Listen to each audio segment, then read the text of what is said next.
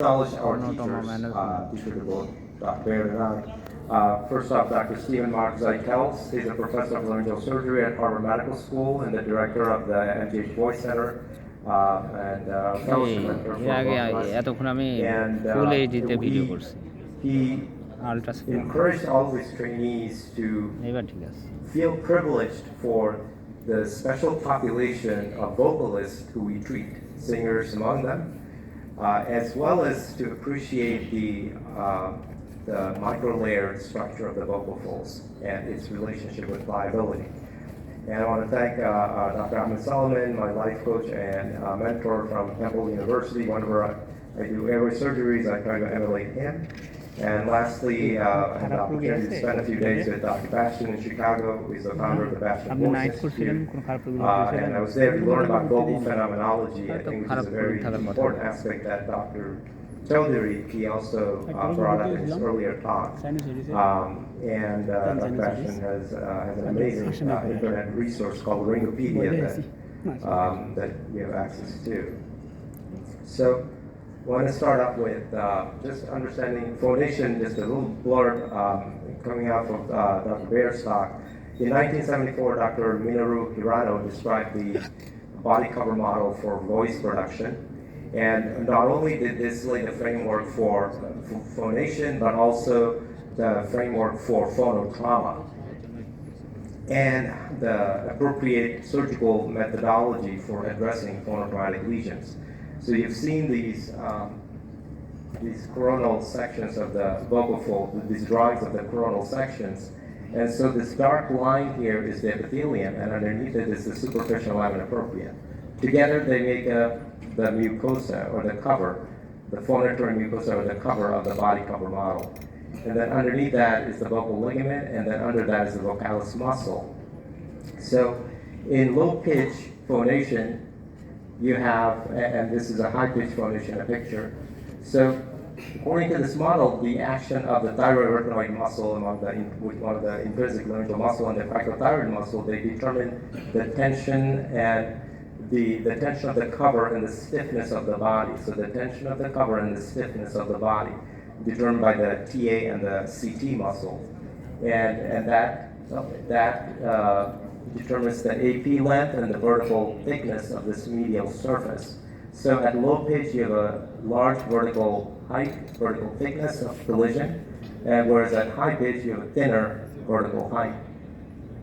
And as we know that this space between the vocal folds, this is the glottal-valvular apparatus, and this is responsible for the conversion of aerodynamic energy into acoustic energy, owing to its glottal competence. And this is determined by the intrinsic action of the lateral cricoarytenoid muscle, the LCA, and the TA muscle.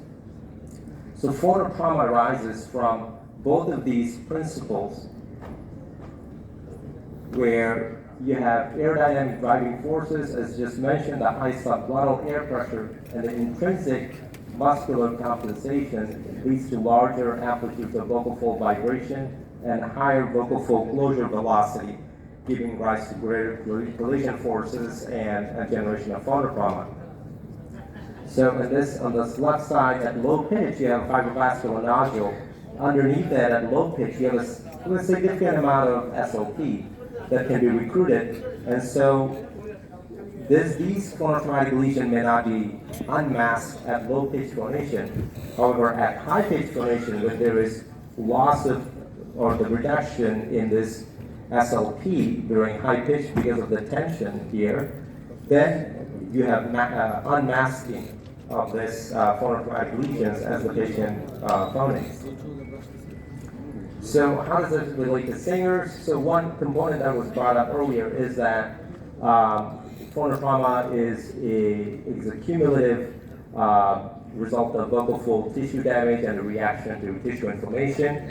And in comparing vocally healthy singers and singers with nodules, ambulatory voice measurements have found that singers with nodules are generally happy, they're more socially dominant, and they're more impulsive because lower harm avoidance, so they speak more.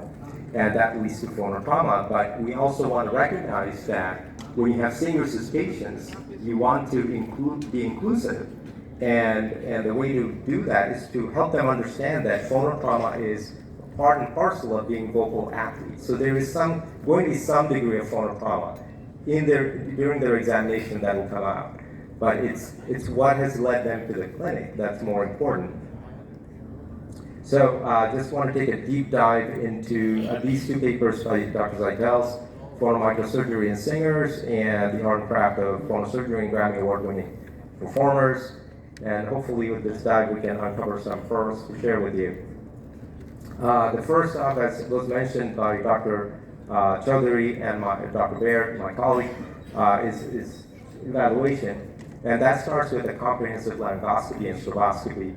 And the principal reason for doing that is to understand the contribution of the pathology itself versus the functionality of the remaining phonatory mucosa that is there.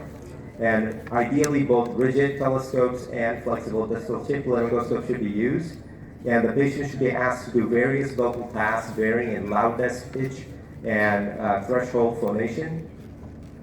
And that would help us as phonosurgeons to determine what is the focal excisable phonotraumatic lesion versus chronic reduced mucosal pliability that cannot be repaired effectively. And these are like mucosal bridges, which one of the presenters has shown before, which cannot be repaired by phonosurgery, because if you remove that bridge, you will be causing scar.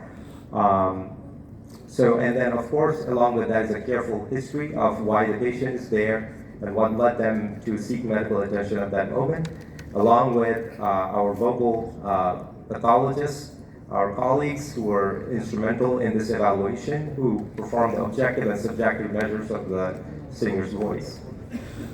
Additional consideration during video stroboscopy is to ask the following questions.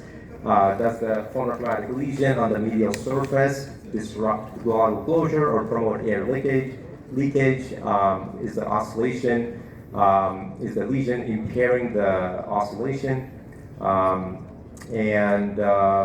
It's so important to understand that the volume and the pliability of the residual SLP is as important as the surface lesion, because that would help us in counseling the patient of what to expect after surgery. What to expect after the polyp is gone or the nodule is removed, what to expect. Are they going to have a normal voice or not? Because if they're thinking that, then that would be something that needs to be addressed preoperatively. And sometimes there's complete glottal closure, but because of the presence of a cyst, like an intraportal cyst, there's differential distal elasticity between the two sides and the side harboring the lesion, like the cyst. So going first to the principle of phonomicrosurgery, the first is do no harm. And we have to ask ourselves, will the surgery and the rehabilitation after surgery be sufficient to repair the phonotrauma? Would that be less of a vocal liability to the busy performing artist or than the self-induced phonotrauma or not? If the answer is yes to proceed with surgery, then we go on. And the objective of surgery follows through with Dr. Hirano's understanding of the vocal, the body cover model of phonation, and that is to maximally preserve the layered microstructure and to disrupt this structure as minimally as possible, and to remove the phonotraumatic lesion without causing much disruption. And that is done to optimize glottal closure and epithelial pliability. And one important thing is that we don't expect after surgery for the vocal folds to look beautiful and straight, because you don't look at ballet dancers' feet because they have horrendous toes and feet. The dance is what you're interested in, not looking at the feet. So it's the voice that is more interesting and that is more important for the singers, not how they look, how the vocal cords look. Phonosurgery should be done under the highest possible magnification with bimanual instrumentation. It should be done under general anesthesia with the smallest endotracheal tube, most often placed by the surgeon themselves, so that if anything happens, it's the surgeon and not the anesthesiologist to blame, that we always have a tendency to do as surgeons. So these are some of the principles, and these can be found in Dr. Zeitel's article, as I pointed out. And wanted to just go through, before we move on, that The decision regarding phonosurgery is a mutual responsibility of the patient, the surgeon, and the singing voice pathologist who is treating and caring for the patient. And the informed consent should include the possibility of making the voice worse, even though that's not what we're doing the surgery for. There should be a discussion about doing unilateral versus bilateral versus stage surgery, avoiding persuading a singer to do surgery. That's very important. You want to let the singer arrive to this conclusion themselves. You don't want to avoid, not just the singer, you don't want to persuade any patient to having an elective surgery unless they arrive to that conclusion themselves with the adequate medical information. And so the after phonosurgery, I talked about a little bit of this.